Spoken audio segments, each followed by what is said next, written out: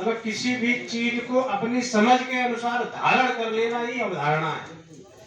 जो भी हम समझ रहे हैं और समझ के उसको आत्मसात करना, सीख लेना, वो अवधारणा है।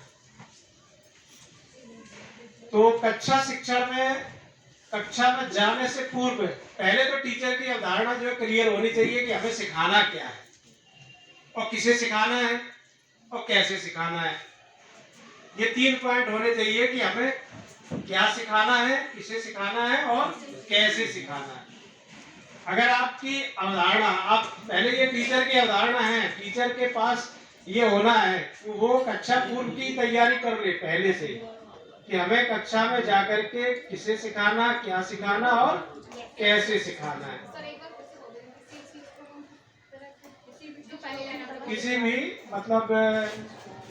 किसी भी चीज को समझ के आत्मसात कर लेना ही अवधारणा। तो अब ये अवधारणा निर्माण की प्रक्रिया में पहले तो ये अपना यही है कि अध्यापक अपनी अवधारणा पहले स्वयं, अध्यापक का कॉन्सेप्ट क्लियर होना चाहिए कि हमें किसे पढ़ाना है, क्या पढ़ाना है, कैसे पढ़ाना है कक्षा में जाने से पूर्व। अब आ जाता है कि सबसे पहला पॉइंट इसमें दिया हुआ है शिक्षण योजना। जब आपके पास ये 3 पॉइंट होंगे कि किसे पढ़ाना, क्या पढ़ाना, कैसे पढ़ाना है, उसी के आधार पे आप निर्माण करेंगे शिक्षण योजना। उसी के आधार पे आपकी बनेगी शिक्षण योजना। अब शिक्षण योजना को कक्षा में कैसे प्रस्तुत करना है, कैसे डिलीवर करना है, उसके लिए आपको विभिन्न तरह की गतिविधियां, विभिन्न संसाधन इस्तेमाल करते हुए अपने लक्ष्य तक पहुंचना है कि जो आप बच्चों को सिखाना चाह रहे हैं वो बच्चे सीख पा रहे हैं या नहीं। अगर सीख रहे हैं तो कितना सीख रहे हैं, वही 70% वाला मैटर आ जाएगा कि अगर 70% तक सीख रहे हैं तब तो आप सफल हैं।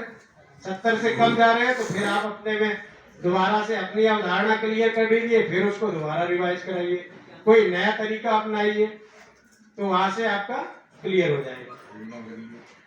शिक्षण योजना बना लेंगे आप अपनी अवधारणा। फिर जब अवधारणा बच्चे की क्लियर होनी है, तो जब बच्चा क्लियर हो जाएगा तो आपके 70% जवाब दे देगा, और जब 70% जवाब दे दिए हैं तो बच्चे की अवधारणा एकदम क्लियर है कि आपने जो पढ़ाया वो बच्चे ने समझ लिया।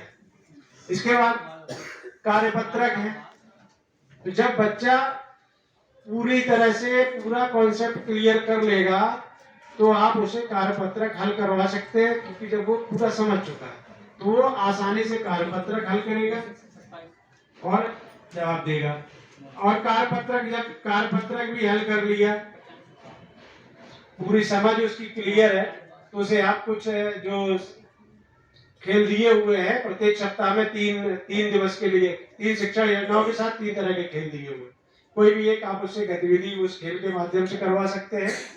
और अंतिम है खोजो और जाने।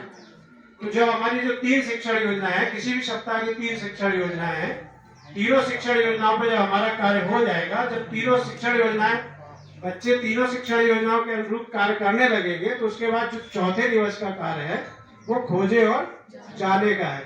तो खोजे और जाने, उसे हम तीनों दिवस की शिक्षण योजनाओं पर एक समग्र शिक्षण योजना तैयार करेंगे और उस शिक्षण योजना के अनुसार जो कार्य कराएंगे वो कार्य हमारे जो है खोजे और जाने में आ जाएंगे, जिन्हें बच्चे स्वयं हल करेंगे और हम अपने बच्चों को कुछ उसमें जहाँ उन्हें समस्या आ रही है उन्हें मदद दे सकते हैं। धन्यवाद। बहुत बढ़िया।